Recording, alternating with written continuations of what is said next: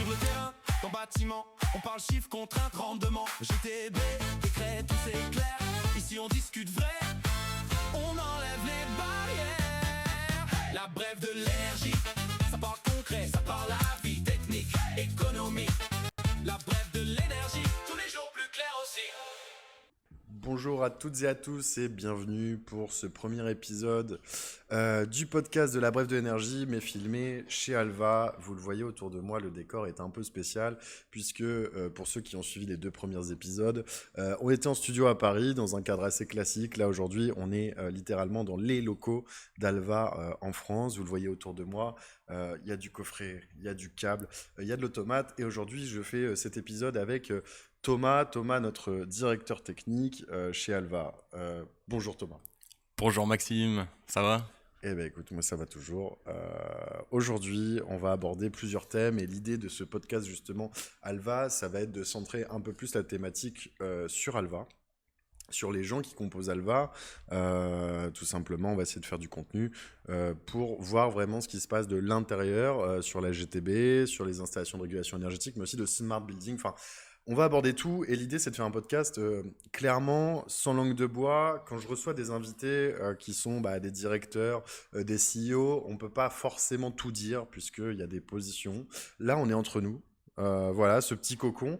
Donc on va pouvoir y aller, on va pouvoir être franc vraiment là-dessus, dire ce qu'on pense clairement, parce que je pense qu'il fait que le succès depuis le début de cette communication, c'est qu'on est très franc, très transparent et qu'on aborde chaque sujet qui soit gênant, positif, etc. Et donc voilà pour cette introduction. Pour commencer, alors on le fera régulièrement sur ce podcast, on fera toujours une première partie actualité Alva.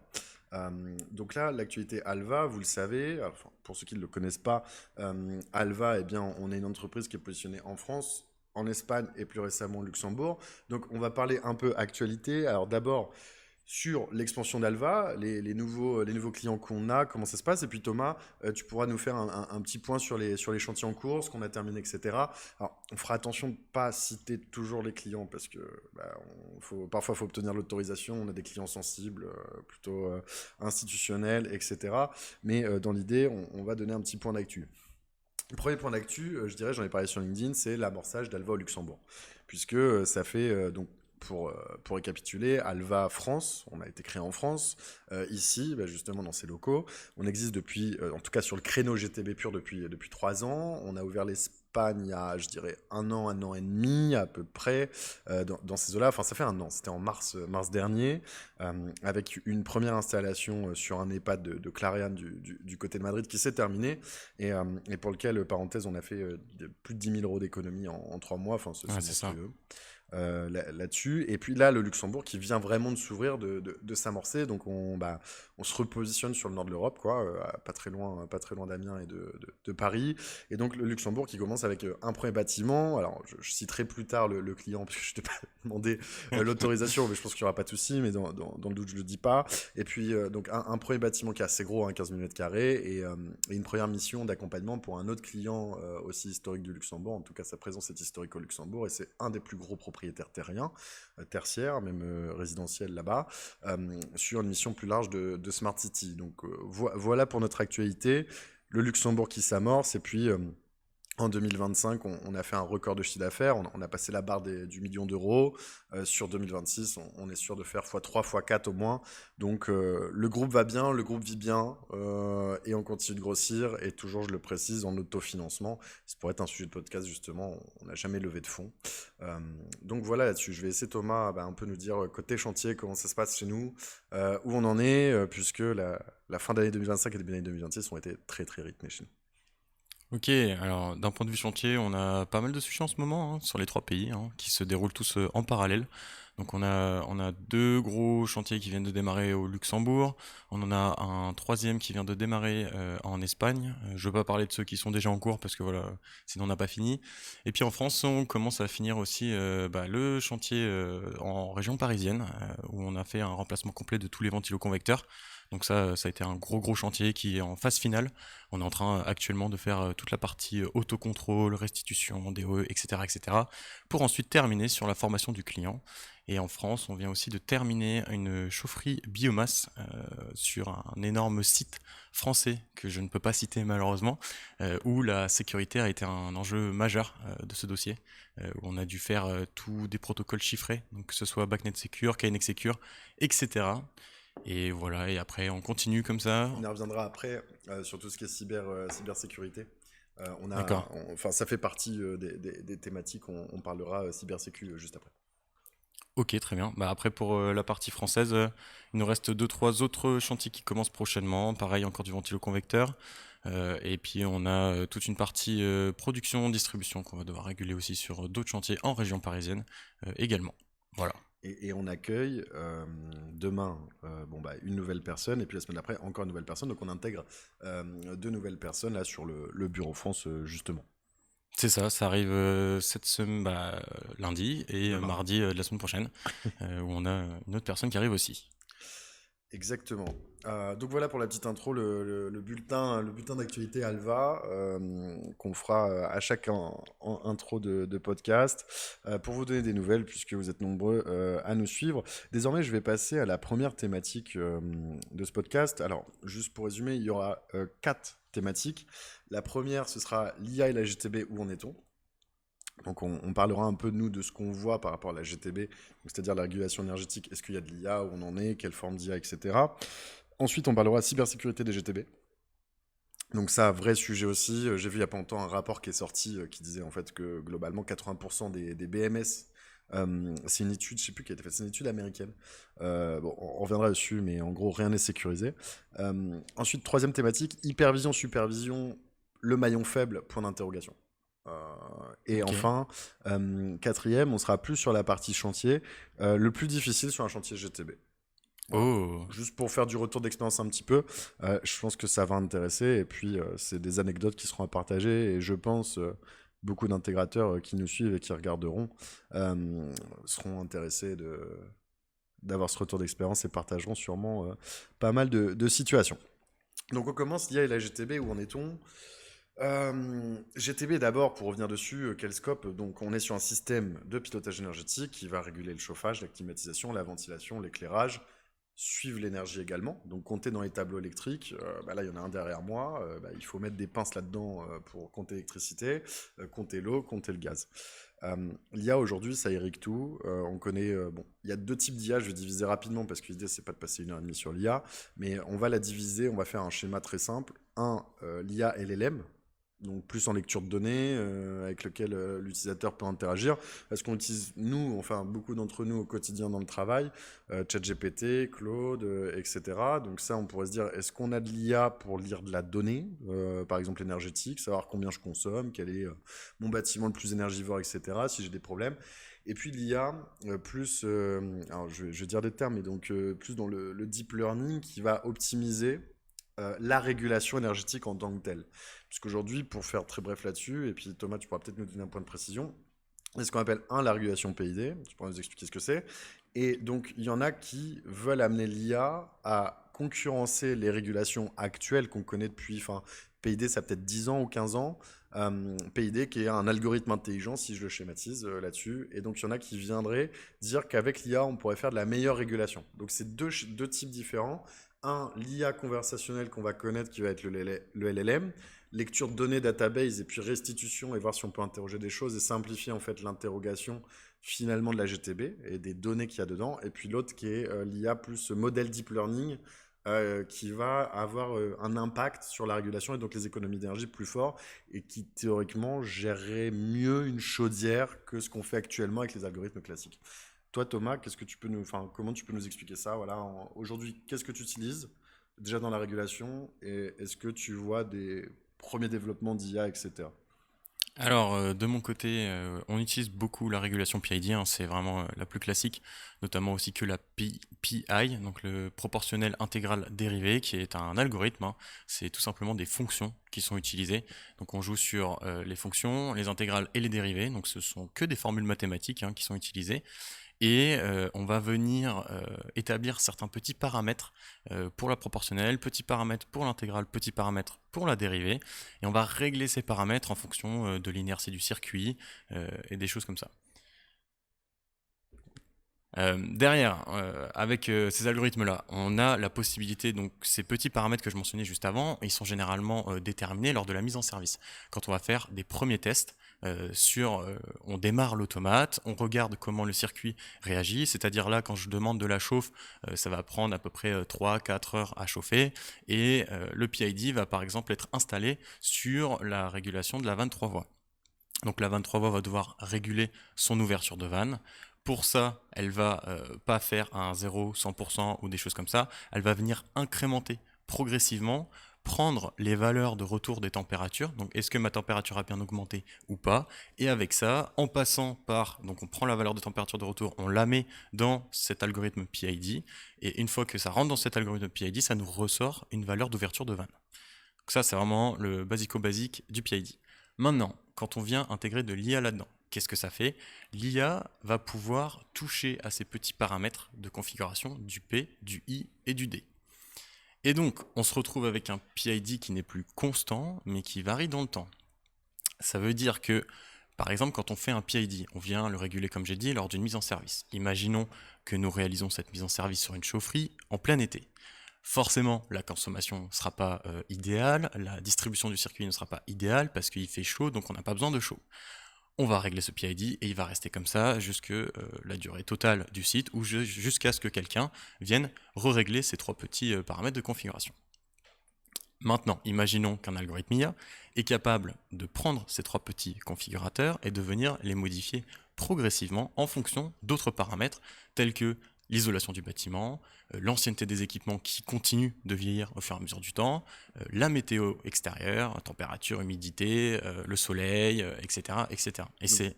Si je résume, le principal intérêt, c'est qu'elle serait capable de venir optimiser le P, le I, le D en fonction d'autres paramètres. C'est ça. En prenant en compte plus de choses. En fait. C'est exactement ça. Donc si je résume, elle serait capable de mieux réguler une chaudière ou une pompe à chaleur ou que sais-je, parce que, en gros, elle va prendre en compte d'autres paramètres que n'est pas capable de prendre un automate en fait classique. Enfin, c'est pas l'automate pour le coup, mais un algorithme classique où là, il faudrait mettre dans le dur et ce serait pas live, etc. Forcément, les choses quoi.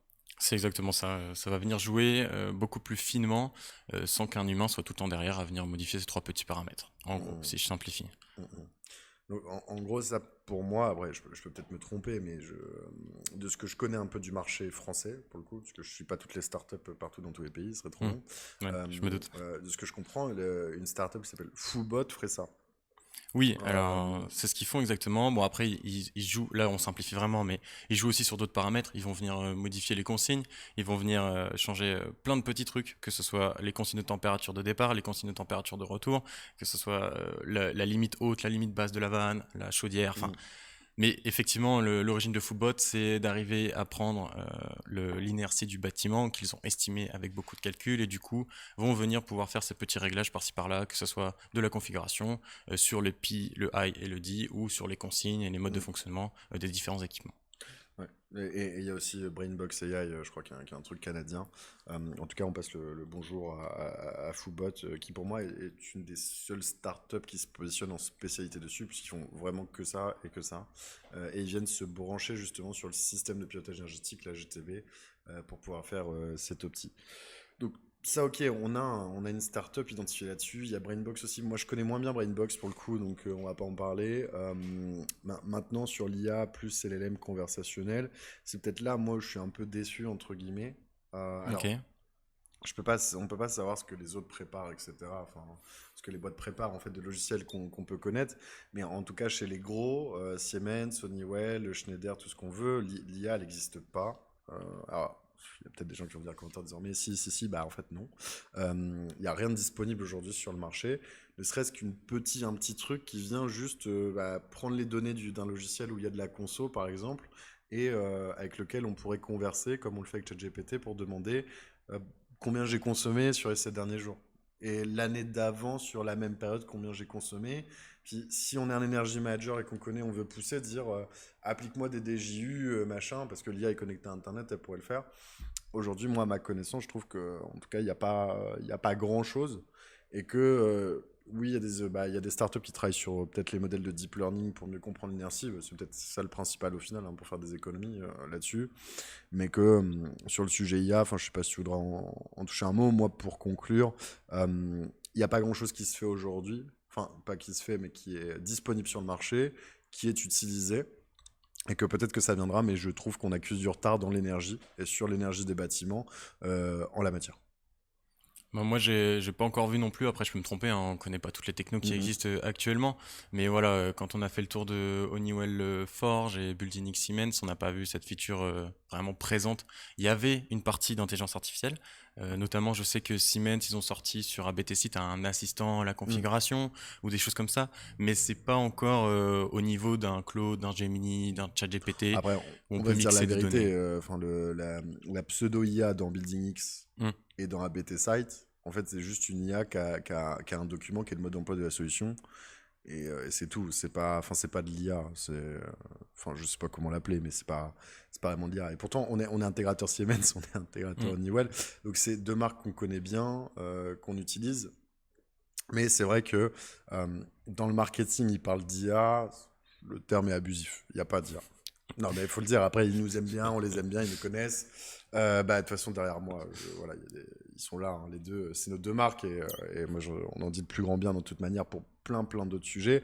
Par contre, sur l'IA, bon, bah, comme tout le monde, ils en font du marketing, mais il y a pas vraiment d'application réelle derrière. Pour l'instant, en tout cas. Pour l'instant. Publiquement, il n'y a rien qui est disponible. C'est tout. C'est C'est ça, ce c'est qu'on peut peut-être dire. aussi un sujet de public.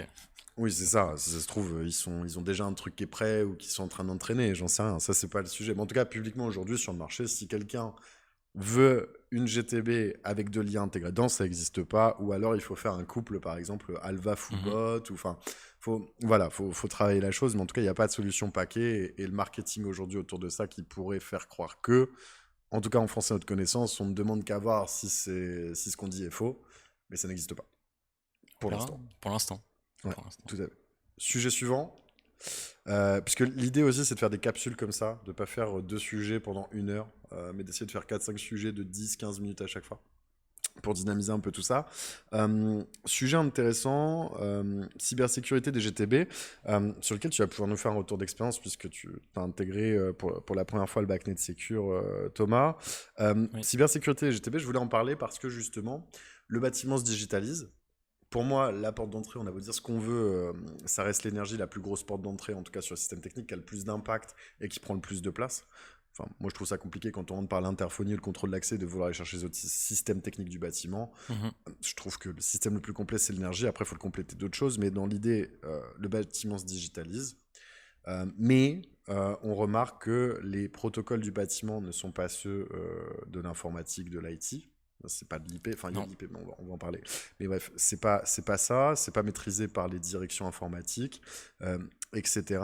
Et donc il y a un rapport qui est sorti, alors j'ai plus le nom, c'est dommage, je l'ai pas noté, mais en gros 80-90% des systèmes, alors c'était en anglais BMS, donc GTB, Building Mhm. Management System, qui gèrent l'énergie, sont complètement ouverts au cas de vent et Mhm. sont vraiment des portes d'entrée super simples de hacking sur le bâtiment. Et c'est vrai qu'aujourd'hui, le BACnet IP, c'est ce que disait le rapport en fait, hein. Tous les protocoles du bâtiment, BACnet IP, KNX, etc., sont des protocoles en clair. Oui. Tous les messages sont en clair. Mhm. Ce qui, pour un directeur informatique, s'il découvre ça et comprend ça, c'est une aberration. Et donc, Thomas, est-ce que tu peux nous parler par exemple de, comment ça fonctionne un peu aujourd'hui? Deux, qu'est-ce que le KNX Secure et le BACnet Secure, qui sont des premières tentatives de sécurisation de ces systèmes? Et trois, selon toi, où est-ce qu'on va demain? Ok, bon, beaucoup de choses. Beaucoup de choses. Commençons par le 1. Donc, effectivement, la totalité des protocoles communiquent en clair pour le moment. Alors, il y a des versions sécures, hein, comme on a dit, avec notamment le BACnet Secure et le KNX Secure, qui sont en train de voir le jour petit à petit, mais l'intégration n'est pas aisée. Et dans le bâtiment, on n'a pas souvent des professionnels du métier de l'informatique qui viennent faire des régulations. Et c'est là pour moi où il y a le vrai enjeu, c'est que ce sont des technos qui deviennent de plus en plus complexes, alors qu'à l'origine elles ont été faites pour être très simples, pour être intégrées facilement, pour être diagnostiquées facilement, parce qu'il ne faut pas oublier qu'à partir du moment où on ne communique plus en clair sur les bus, eh ben c'est très compliqué de diagnostiquer quoi que ce soit. Ça vient de là aussi. Maintenant, donc le constat, effectivement, BACnet en clair, oui, c'est même un protocole de broadcast, c'est-à-dire que si on se branche sur le réseau BACnet, on n'a même pas besoin de demander, les informations viennent à nous. À l'inverse, pour le KNX, on peut attraper des trames directement, on peut aussi contacter les équipements directement, si c'est pas en sécure. Et après, ça a été fait exactement pour pouvoir diagnostiquer facilement, ajouter facilement des nouveaux équipements, modifier les régulations facilement. Enfin, c'est pour ça que ça a été fait. Maintenant, on se retrouve confronté à une ouverture aux attaques cybersécurité de plus en plus grandes, parce que, comme tu l'as dit, les bâtiments se digitalisent de plus en plus, ce qui veut dire qu'on se retrouve avec des réseaux IP, que les directions informatiques de ces bâtiments ne récupèrent pas forcément, voire presque jamais. Et donc, c'est l'automaticien, le GTBiste, voilà, on appelle ça comme on veut, qui va devoir s'occuper de ce réseau IP, avec un plan d'adressage IP, avec du filtrage MAC, etc. Et tout ça, c'est des choses qu'ils ne savent pas faire, parce que ça faisait pas partie du métier il y a quelques années. Mais maintenant, on s'en dirige de plus en plus. Et ça, la principale cause de cela, parce que c'est pas un problème en tant que tel, c'est que les gens qui manient ces technologies, donc c'est-à-dire à qui on demande d'installer la régulation d'une chaudière, de l'éclairage, etc., ce sont des électriciens, des plombiers de formation. Et c'est pas à eux, si on commence à leur parler d'adressage IP, de choses comme ça, on va les perdre. Parce que dans leur métier, il faut leur simplifier l'intégration de ces choses-là. Ce qui est compliqué à comprendre, c'est que souvent, alors il y a tout un écosystème en fait du bâtiment avec bureau d'études, installateur là-dessus. Et donc, si par exemple je fais une rénovation ou je construis un bâtiment, je vais demander à un chauffagiste d'installer le chauffage. Et du coup, je ne vais pas faire de distinction entre la régulation du chauffage et l'installation en tant que telle du chauffage.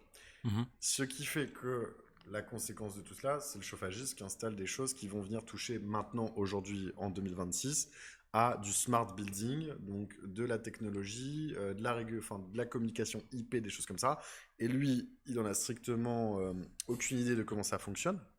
Et c'est pas son problème, c'est pas son métier. Et donc du coup, ce qui fait que forcément donc les fabricants qui adressent les installateurs, donc cette Siemens, Schneider, etc., bah, ont simplifié la chose aussi par rapport à ça. Et puis aussi parce que l'évolution est très rapide quand même. L'évolution, je dirais que ça évolue vraiment depuis 2020-2019. Même si avant ça existait certains principes, mais bon, personne n'installait ça, tout le monde s'en foutait. Donc maintenant, par contre, ça a vraiment un intérêt pour plusieurs raisons. Ça, c'est un des problèmes. Et donc, du coup, que vient faire le BACnet Secure et le KNX Secure? Alors, le BACnet Secure, le KNX Secure, ils viennent masquer ces trames qui sont à l'origine en clair pour qu'elles ne soient pas lisibles publiquement, ni même avec quelques méthodes que ce soit. La seule façon de pouvoir lire ces trames, c'est d'avoir ce qu'on appelle les certificats. Et donc là, c'est la même chose que ce qu'on connaît depuis un bon moment en informatique. Il y a un jeu de certificats asynchrone qui est mis en place. Donc pour faire très simple, il vous faut une clé pour ouvrir la porte et chacun a sa clé. Chacun donne la clé à l'autre pour pouvoir lire le contenu qui est envoyé de la part des automates. Et sans ça, c'est impossible de voir quoi que ce soit. Alors on voit toujours le trafic qui passe, mais on ne peut pas savoir d'où il vient, ce qu'il fait, où est-ce qu'il va exactement. On peut avoir des informations, mais on ne peut pas déterminer toute l'architecture d'un bâtiment comme on peut le faire actuellement. Et surtout, on ne peut pas commander un équipement qui passe par du Secure. Alors qu'actuellement, comme tout est en clair, il suffit juste de recopier l'adresse et d'envoyer un ordre et ça va fonctionner. Mais alors, qu'est-ce que ça implique d'un point de vue financier, tout ça? Parce qu'il y a du KNX Secure, etc. Mais est-ce que c'est plus long? Quels sont les problèmes d'intégration? Très bonne question. Il y a plein de problèmes d'intégration parce que c'est forcément plus long. C'est forcément plus long parce qu'il faut se dire que avant, on mettait juste l'automate en ligne et ça transmettait les informations, etc. sur le réseau, donc c'était facile de les récupérer. Maintenant, si on passe par du Secure, il va y avoir un jeu de certificats. Ça veut dire que dans chaque automate, il faut aller récupérer le certificat, il faut aller mettre un certificat, et ça sur chaque automate. Donc forcément, l'intégration devient plus longue et elle devient aussi plus complexe. Parce qu'en cas de problème, c'est très compliqué de diagnostiquer parce qu'on ne le voit pas, on ne voit plus le trafic. On est obligé de se connecter à travers un automate pour pouvoir observer le trafic, etc. etc. Donc voilà, c'est les différentes contraintes, ça prend plus de temps, mais par contre, une fois que c'est mis en place, effectivement, il n'y a plus aucune communication en clair et donc on sécurise le bâtiment. ce qui est très peu le cas actuellement, même nous sur nos sites. Donc on a quand même une politique sécurité qui, je dirais, est avancée. On a toujours quelques bus terrain qui communiquent en clair, et toutes les remontées sont pas toujours chiffrées parce que ça prend énormément de temps. Et il y a des scénarios où c'est pas rentable économiquement de faire ça par rapport à l'impact cybersécurité que ça aurait. Par exemple, les compteurs électriques. Et alors, quelle solution on pourra avoir là-dessus? Est-ce qu'il faut créer un nouveau protocole? Parce que concrètement, là, on a cité problème 1, c'est pas sécurisé. Donc on trouve une solution si on rajoute une couche par-dessus Mhm. pour encrypter. Mais c'est pas non plus idoine, c'est pas facile là-dessus. Après, je sais pas si la cybersécurité dans le monde informatique est facile en tant que tel, mais qu'est-ce qu'il faut? Est-ce qu'il faut un nouveau protocole? Est-ce que ou- Je sais pas. Je sais pas si le nouveau protocole serait la solution, parce que qui dit nouveau protocole dit qu'il faut tout refaire, et donc il faut repasser les certifs aux automates, enfin, Mm. etc., etc. Donc c'est très complexe. Par contre, il faudrait peut-être trouver un moyen de simplifier tout ce qui est autorité de certification, délivrance des certificats. Peut-être unifier aussi le type de certificat qui est utilisé, parce qu'actuellement, c'est pas les mêmes types de certificats. Et puis avoir des solutions tout en un. On a eu cette histoire, c'est drôle ce que tu me dis, parce qu'on a eu un parallèle qui a été fait avec le HTTP et le HTTPS. Avant, c'était très compliqué d'avoir un site en HTTPS. Maintenant, en quelques clics, tout le monde nous met à disposition des certificats HTTPS, avec notamment Let's Encrypt, qui est une association, fondation, etc., qui met gratuitement à disposition des certificats SSL qui vont venir passer le HTTP en HTTPS. Donc, c'est pas déjà ce que fait l'association KNX avec le KNX Secure et l'association Backnet avec le Backnet Secure? non, ils ne mettent pas en place le moyen de créer des certificats facilement et gratuitement. Eux, ils mettent en place le, le chiffrement. Donc, ils mettent en place le moyen d'insérer le certificat Ouais, pour que ça puisse ne plus être en clair. ok, d'accord. Après, peut-être que eux n'ont pas la possibilité d'aller plus loin, j'en sais rien, je suis pas assez. Je sais pas, là Oui, je ça, sais pas. on les Ouais. connaît pas et on sait pas comment ça se passe non plus avec les fabricants pour le coup là-dessus. Très clair. Donc cybersécurité, vrai sujet d'actualité et sujet pour l'avenir, puisqu'aujourd'hui personne a. Enfin, il y a des solutions. C'est pas les plus optis. Après, je pense qu'il faut que le secteur évolue là-dessus. Voilà. Ok pour cette thématique. Après l'IA, la cybersécurité. Moi, je voulais aborder une thématique que j'aborde souvent dans mes posts LinkedIn. En tout cas, récemment, j'ai remis un peu le couvert, comme on dit. Euh, L'hypervision, supervision, GTB, est-ce le maillon faible aujourd'hui de ce qu'est en fait le pilotage énergétique et la régulation? Vraie question. Vraie question. Je vais lancer les hostilités parce que je sais déjà qu'avec cette partie-là sur le podcast, je vais avoir toutes les startups en commentaire qui vont dire et moi, et moi, et moi, et moi, et moi. Je sais qu'il y en a beaucoup qui se sont donné comme credo d'améliorer ça. On va d'abord poser le problème. Euh, le problème aujourd'hui, c'est qu'on a des fabricants leaders qui font un matériel exceptionnel. Ce sont des fabricants, par définition, on les appelle les Mhm. fabricants. Fabricants, automates, etc. Et Schneider, Siemens, Honeywell en font partie. Maintenant, quand on dépasse en fait la partie fabricant régulation, le maillon faible, c'est un peu ce qu'on va utiliser en partie logicielle. Parce que la GTB, la finalité, c'est ça aujourd'hui. On connecte tout. La plupart des gens ne voient pas en fait le résultat, Mhm. mais ça finit dans les armoires, comme j'ai derrière moi. Gros armoire avec plein d'automates là-dessus. Mais après, il y a le logiciel, c'est comment on gère au quotidien, comment je change la température de mes zones, comment je vois en fait combien j'ai consommé. Est-ce que c'est bien, est-ce que c'est pas bien, etc. Euh, et donc ça sert à ça. Et c'est là où c'est super compliqué, on le sait, je pense que beaucoup rejoindront mon avis, lire des consommations sur une GTB, en tout cas sur les supervisions qu'on connaît du marché, qui sont leaders, etc. C'est très très compliqué pour ne pas dire impossible. En fait, on ne peut pas vraiment faire de différence. Donc du coup, on télécharge, on met ça dans un Excel ou dans un Power BI pour faire vraiment de la stat energy management. Sur ce constat, c'est créer ce qu'on appelle les EMS, les Energy Management Systems, des logiciels qui font que suivre l'énergie. Parce que les GTB, alors qu'elles ont C'est vrai. le produit, elles ont la remontée de données, c'est juste un problème d'affichage. Sur un problème d'affichage, c'est créer un marché de logiciels qui suivent l'énergie. Donc ça, c'est déjà assez parlant. Et puis, maintenant, ce qui est compliqué même, c'est que c'est très technique pour faire du pilotage, etc. Et on en a parlé avant avec l'IA. Maintenant, on a des demandes et des volontés d'aller plus loin dans le pilotage, dans les fonctionnalités, etc. Et ça, bah, on a l'impression que ça suit pas et qu'au final, la dette que ça crée, je vais en finir là-dessus pour poser le problème, c'est que ce qu'il faut comprendre, c'est que les logiciels de supervision comme Niagara, Desigo, enfin des gros, ça reste des boîtes vides. C'est un peu comme Wix ou WordPress en fait. C'est des outils pour construire un site, mais ça te fait pas le site. Et t'as même pas de template. Alors, bon, alors que sur WordPress et sur Wix, au moins t'as des templates. Là, t'as même pas de template, donc tu dois faire en fait du glisser-déposer, faire des trucs. Mais après, tout dépend de toi. Comme nous, ce qu'on fait, on rajoute de l'imagerie 3D. On a essayé de travailler du coup les couleurs. Enfin, mais c'est du temps en fait. Qui dit temps, dit coût salarial, dit moins de marge. Et potentiellement derrière, si t'es toujours dans le truc GTB, il y a qu'un technicien qui l'utilise. Bah, tu te dis finalement, si je mettais 3 boutons, ça suffit aussi. Mais ça, du coup, là-dessus, ça, j'aurais retour parce que c'est un truc, toi qui es directeur technique d'Alva, on a l'impression que c'est la partie qui est là où le technicien, l'automaticien, je dirais, veut passer le moins de temps possible. Alors, on le voit avec les gens chez nous, tous les automaticiens qu'on croise, on a l'impression que ça les saoule en fait de faire ça. C'est pas ça qui les passionne, en fait.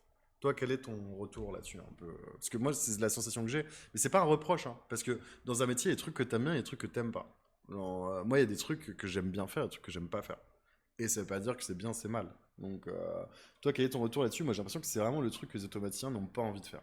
C'est une très bonne question. C'est une très bonne question. Bah effectivement, bah, dans le métier d'automaticien, c'est automatisme. Donc faire des écrans de supervision avec des beaux graphismes, des boutons à tel endroit, tel placement, telle couleur, c'est pas le métier à l'origine en fait. Le métier d'automaticien, c'est vraiment faire de l'automatisme avec des blocs qu'on va venir assembler et qu'on va venir tester un par un pour lors des mises en service vérifier que les points fonctionnent bien, que la chaudière se lance bien. Ça, c'est le vrai métier.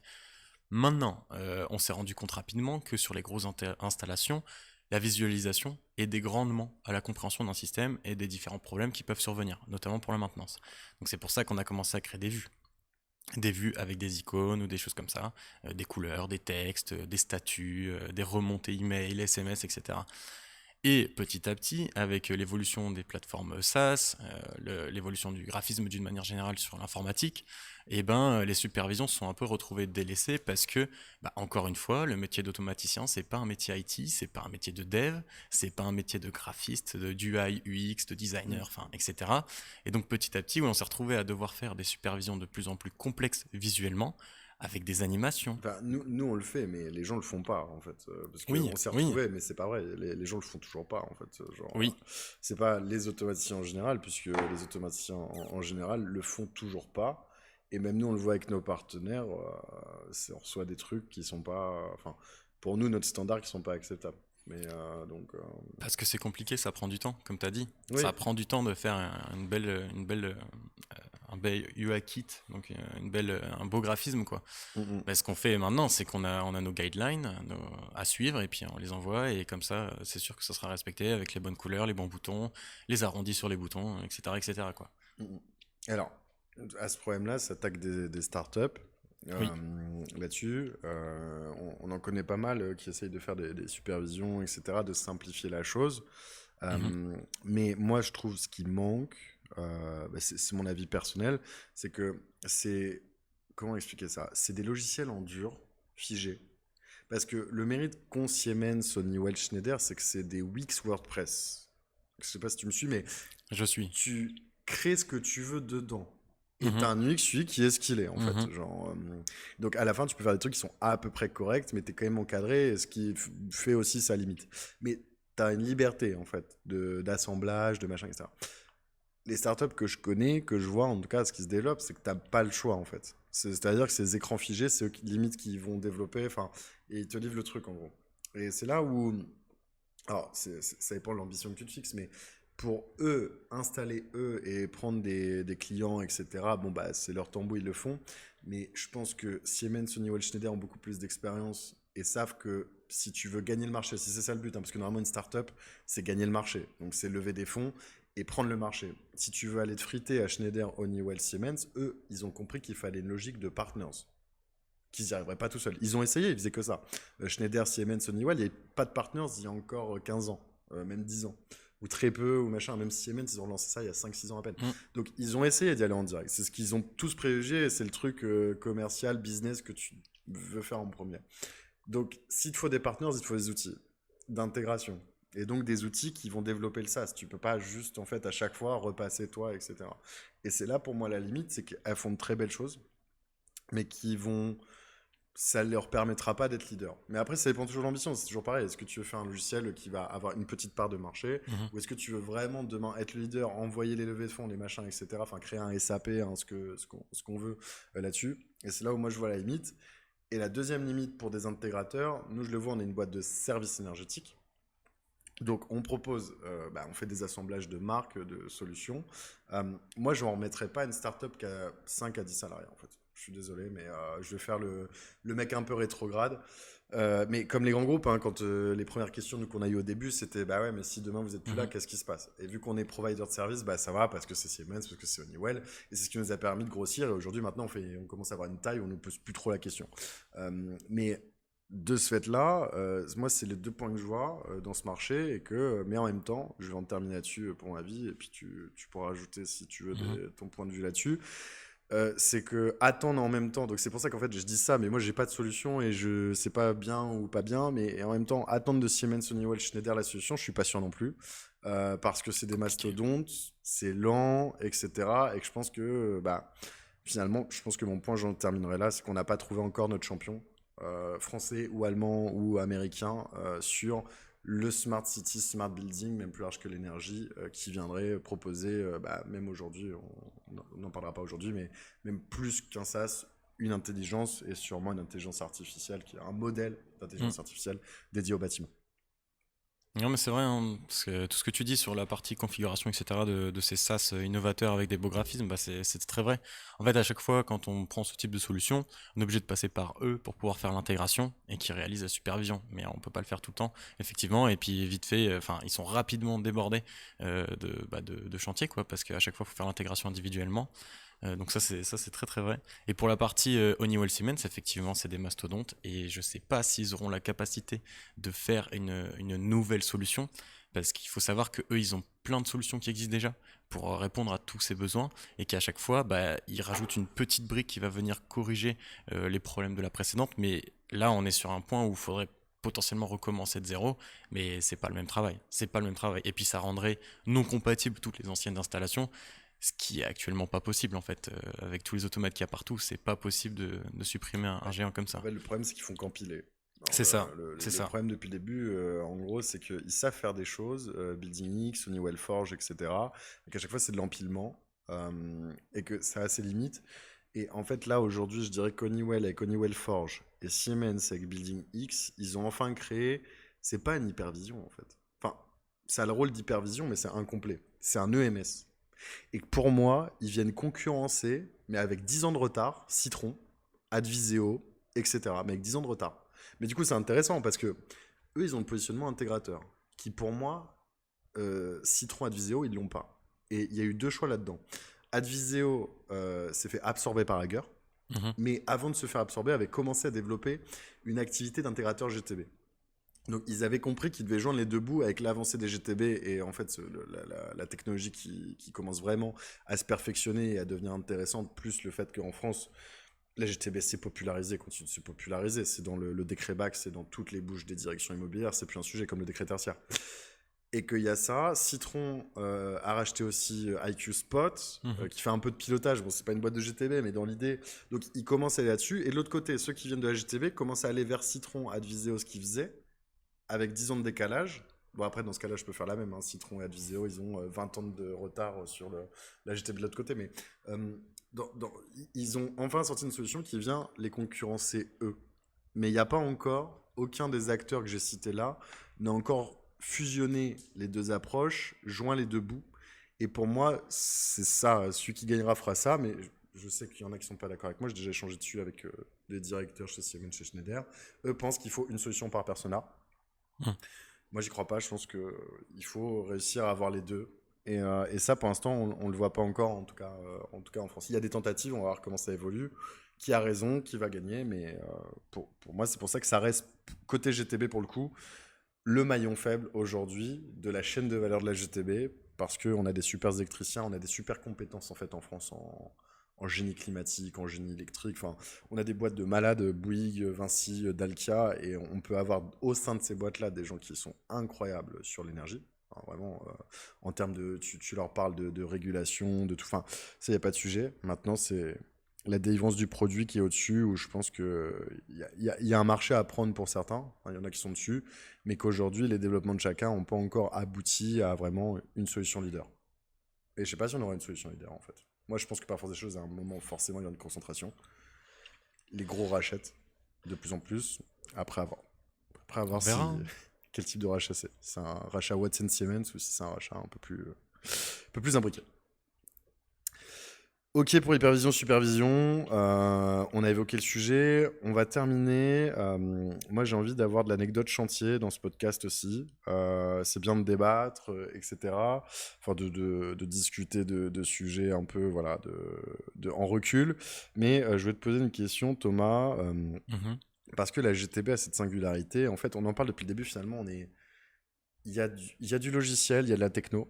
Et il y a en même temps du très concret électrique, Mhm. chauffage, hydraulique. Et en fait, on est à la jonction des deux mondes. Il y a un peu des deux mondes. Et le monde dont je veux parler aujourd'hui, c'est celui du chantier. Parce qu'une GTB, ça s'installe sur un chantier. On fait partie du chantier. On est les geeks dans le milieu du chantier, puisque Très vrai. il y a les Très, très vrai. électriciens, il y a les gens du lot CVC, il y a le BTP, il Mm. y a le gros œuvre, tout ça. Et puis, il y a les geeks qui viennent avec leur PC se brancher sur les automates là-dessus. Donc, moi, je voulais te poser une question pour terminer ce podcast. Euh, pour toi, sur ces 3 dernières années, qu'est-ce qui est le plus difficile sur un chantier GTB? Wow. Et je dis le plus difficile, pas les choses les plus difficiles, le plus Le difficile plus sur un chantier difficile. GTB. Sur les 3 dernières années, le plus difficile sur un chantier GTB, pour moi, je dirais que ce serait la coordination de tous les corps de métier. Parce que à chaque fois, en fait, la GTB arrive toujours après tout le monde. C'est-à-dire que l'électricien est censé avoir fini, le CVCiste est censé avoir fini, toute la partie plomberie, hydraulique, les soudures, les installations, enfin, tout ça, c'est censé être fini. Et dans la réalité, il y a toujours ces 1 ou 2% qui sont toujours très difficiles à terminer, que ce soit pour un CV6, pour un électricien. Enfin voilà, il y a toujours des petits détails qui ne sont pas possibles de réaliser maintenant par les différentes parties, mais c'est normal. Le problème pour nous, c'est que ça nous retombe dessus. Parce que nous, pour pouvoir installer une gestion technique du bâtiment, on a besoin de 100% de chacun des autres lots. Parce qu'on est censé récupérer cet équipement jusqu'au petit dernier compteur qui est dans un TD qui pose problème pour l'instant pour je ne sais quelle raison. Mais voilà, on est censé les récupérer. Et pour moi, il est là le Ça, problème. parenthèse là-dessus, ce problème-là vient du fait que, ça je pense que je l'ai répété 5 fois sur LinkedIn, tout le monde est d'accord avec moi, le lot GTB n'existe pas. En fait, dans la Oui. plupart des... Enfin, on le voit nous, Mhm. hein, dans un chantier, il y a un lot pour l'électricien, un lot pour celui qui installe le chauffage. Et la GTB, la plupart du temps, elle est écartelée. Donc, la régulation, le cerveau du bâtiment qui va gérer l'ensemble, est mis un bout chez l'électricien pour ce qui concerne la partie électrique, et puis un bout chez le chauffagiste là-dessus.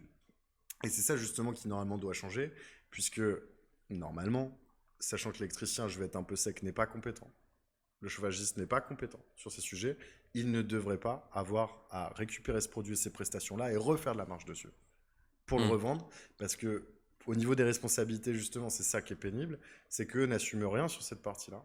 Et justement, prennent en fait l'intégrateur GTB et disent c'est lui, ça marche pas. Bah ouais, mais c'est toi qui l'as vendu. Donc normalement, c'est toi qui dois rendre des comptes là-dessus. Enfin, théoriquement, mais là-dessus. Et le premier problème, c'est ça. C'est qu'il n'y a pas Mhm. de lot GTB au même niveau que le lot électricité et Ouais, que le clairement. lot chauffagiste. Et que pour moi, par exemple, les compteurs doivent être confisqués au lot élec. Les passerelles doivent être confisquées au lot CVC. Mhm. Parce que eux font de la marge dessus, font du pognon, mais ne l'installent pas en fait. Enfin, si, ils le branchent. Voilà.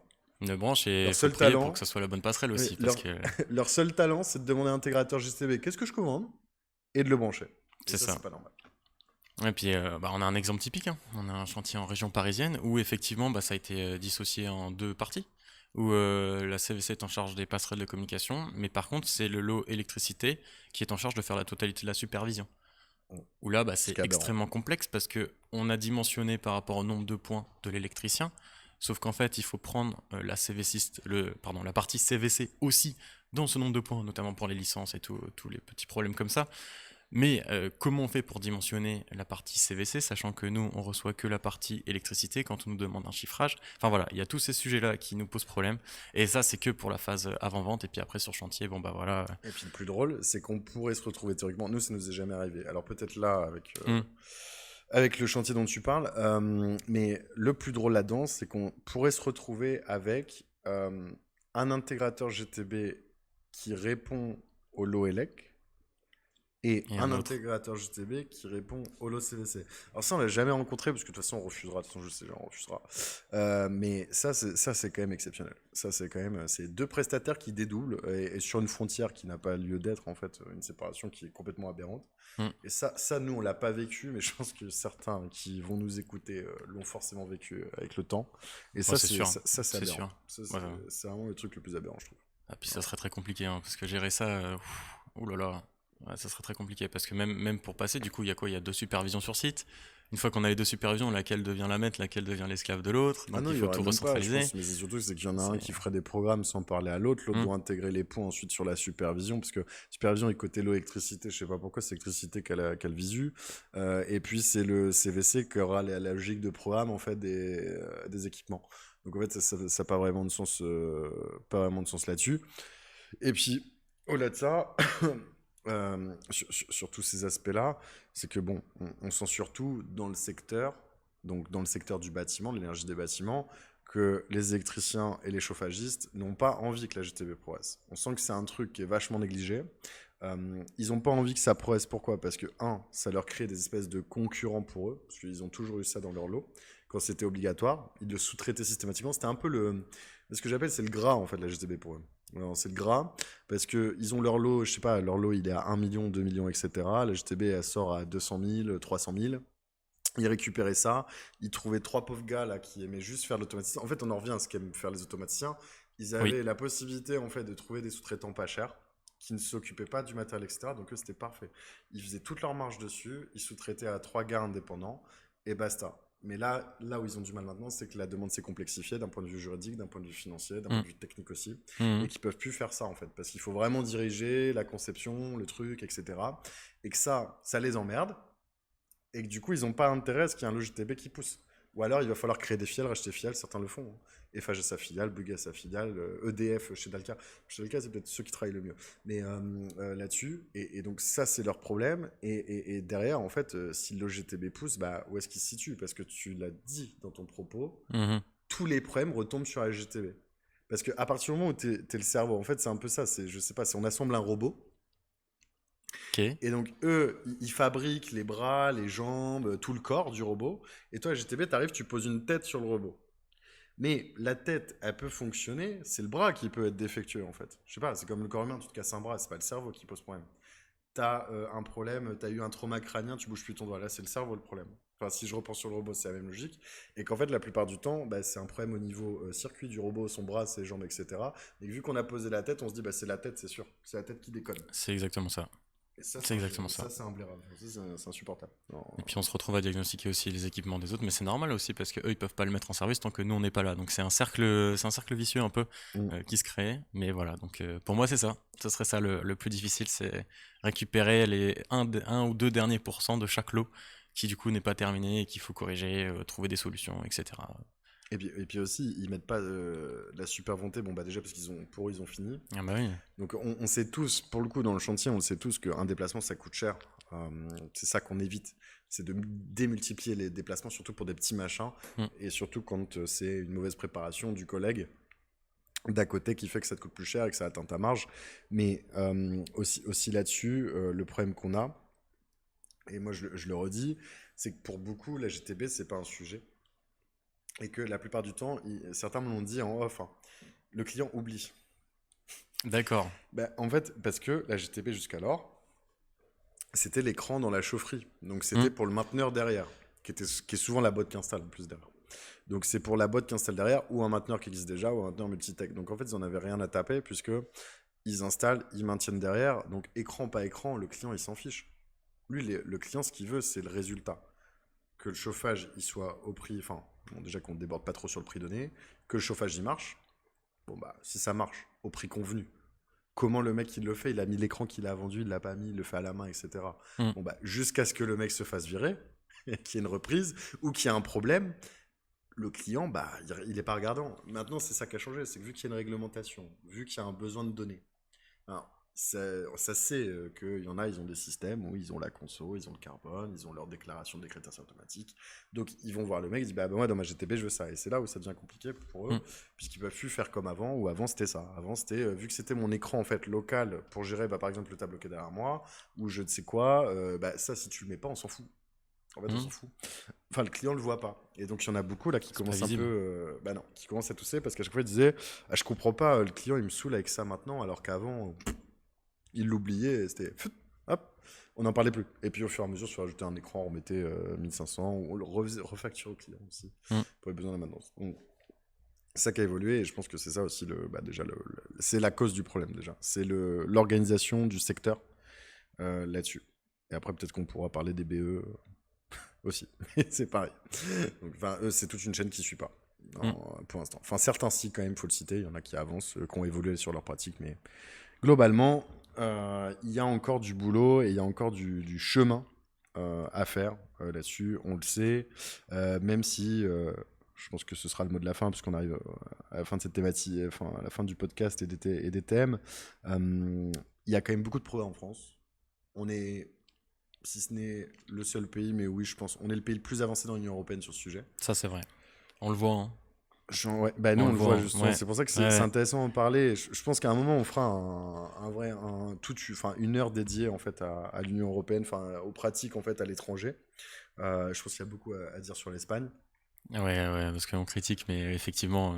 Oui, non, bah, après on est français, mais moi je pense que ça fait partie.